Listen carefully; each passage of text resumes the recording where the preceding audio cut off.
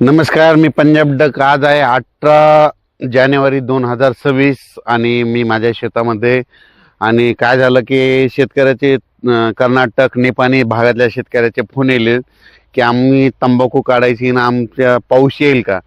तर त्या शेतकऱ्याला सांगू इच्छितो की राज्यामध्ये मी म्हटलं होतं ना, जानेवारीच्या शेवटच्या आठवड्यात वातावरण खराब होणार आहे.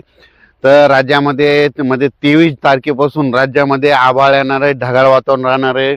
म्हणून वेलवर्गीयासाठी आनंदाची बातमी, त्याच्यानंतर ज्याला फुलं लागण्यासाठी आनंदाची बातमी, ऊस उगवण्यासाठी आनंदाची बातमी. पण राज्यात काय होणार आहे, हे वातावरण कशामुळे खराब होणार आहे, कारण की काय झालं, WD वेस्टर्न डिस्टर्ब म्हणजे पश्चिमी विक्षोभ म्हणजे काय होणार आहे इकडं गुजरात, गुजरात, राजस्थान, हरियाणा, पंजाब, उत्तर प्रदेश, हिमाचल प्रदेश, तिकडं काय होणार आहे, तिकडं वातावरण खराब होणार आहे. तिकडं मध्ये पाऊस पडणार आहे, म्हणजे त्या राज्यामध्ये पाऊस पडणार आहे. म्हणून त्याचा असर आपल्या महाराष्ट्रामध्ये होणार आहे. म्हणून काय होणार आहे, राज्यामध्ये 26, 27, 28 तारखेच्या दरम्यान राज्यात परत एकदा वातावरण खराब होणार आहे. म्हणून हा अंदाज लक्षात यायचा. तसं तर 23 तारखेलाच म्हणजे 23 जानेवारीलाच आभाळ यायला सुरुवात होणार आहे. म्हणून हा अंदाज सर्व शेतकऱ्यांनी लक्षात घ्यायचा. राज्यातल्या सर्व शेतकऱ्याला सांगू इच्छितो की राज्यामध्ये आणखीन थंडी, आज 18, 19, 20, 21 4 दिवस थंडी आहे. पण थंडी सांगायचं झालं तर शेतकऱ्याचं थंडीबद्दल देखील फोन आले.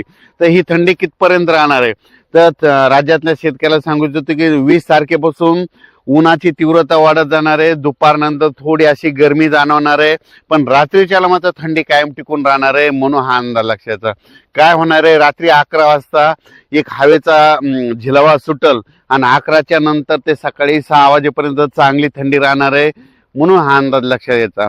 पण राज्यातल्या सर्व शेतकऱ्याला सांगू इच्छितो की राज्यामध्ये मात्र जानेवारीच्या शेवटच्या आठवड्यात मात्र ढगाळ वातावरण राहणार आहे. आणि सांगायचं झालं तर उत्तर प्रदेश, मध्य प्रदेश, गुजरात, राजस्थान, हरियाणा, पंजाब, हिमाचल प्रदेश, काश्मीर, जम्मू काश्मीर त्या भागामध्ये पाऊस पडणार असल्यामुळं महाराष्ट्रातल्या काही भागांना त्याचा असर होईल. त्याच्यामध्ये पूर्व विदर्भामध्ये वर्धा, नागपूर, भंडारा, गोंदिया, चंद्रपूर, अकोला, अमरावती, अकोला, यवतमाळ, नांदेड, हिंगोली, परभणी, सोलापूर ह्या पट्ट्यामध्ये काय होणार आहे की त्या वातावरणाचा म्हणजे 26-27च्या दरम्यान खूप आभाळ येईल आणि तुरळक ठिकाणी थेंब देखील येण्याचा अंदाज आहे. म्हणून हा अंदाज लक्षात यायचा. म्हणजे राज्यातल्या सर्व शेतकऱ्याला सांगू इच्छितो की जानेवारीच्या शेवटच्या आठवड्यात वातावरण खराब राहणार आहे. म्हणून हे देखील सर्व शेतकऱ्यांनी लक्षात घ्यायचं. मग जर आभाळ आलं तर राज्यामध्ये धुकं देखील राहते. आता देखील धुकं आहे. म्हणून हे सर्व शेतकऱ्यांनी लक्षात घ्यायचं. राज्यामध्ये सातारा, सांगली, सोलापूर, कोल्हापूर, पुणे, कोकणपट्टी या भागामध्ये काय होणार आहे, 21 तारखेपासून आभाळ यायला सुरुवात होणार आहे. म्हणून त्या शेतकऱ्यांनी आपण आपल्या फवारणीचे नियोजन करायचं.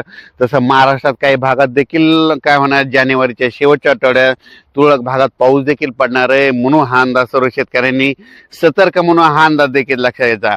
निपाणी कर्नाटक, त्याच्यानंतर तेलंगणातल्या शेतकऱ्याला सांगू इच्छितो की तुमच्याकडे देखील काय होणार आहे, 26-27च्या नंतर तुमच्या भागात देखील थोडं पावसाचं वातावरण तयार होणार आहे.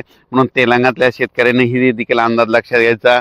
पूर्व विदर्भात देखील काय होणार आहे, मध्य प्रदेशकडे पाऊस पडत असल्यामुळं त्याचा असर पूर्व विदर्भाकडे होणार आहे. त्याच्यामुळे वर्धा, नागपूर, भंडारा, गोंदिया, अमरावती ह्या शेतकऱ्यांनी देखील आपलं तुरीचं नियोजन करायचं. कारण की एखादं वातावरण आणखीन जर बदल झाला तर पाऊस देखील येण्याची शक्यता असते. पण जानेवारीच्या शेवटच्या आठवड्यात मात्र वातावरण खराब होणार आहे. म्हणून हा अंदाज सर्व शेतकऱ्यांनी लक्षात घ्यायचा. त्याच्यानंतर राज्यामध्ये सांगायचं झालं तर पूर्व विदर्भ, पश्चिम विदर्भ, दक्षिण महाराष्ट्र, उत्तर महाराष्ट्र, कोकणपट्टी, खानदेश, मराठवाडा सगळीकडे काय होणार आहे, 20 तारखेपर्यंतच म्हणजे 20 तारखेपर्यंत थंडी राहणार आहे.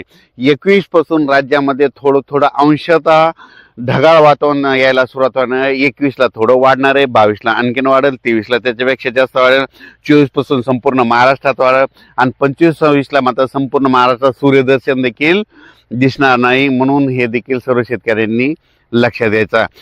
अचानक जर पुन्हा आणखीन काही बदल झाला तर लगेच उद्याच्याला लगेच एक मेसेज परवा दिवशीला देणार आहे, 21 तारखेला मेसेज देणार. मग ही अंदाज सर्व शेतकऱ्यांना लक्षात द्यायचा. धन्यवाद.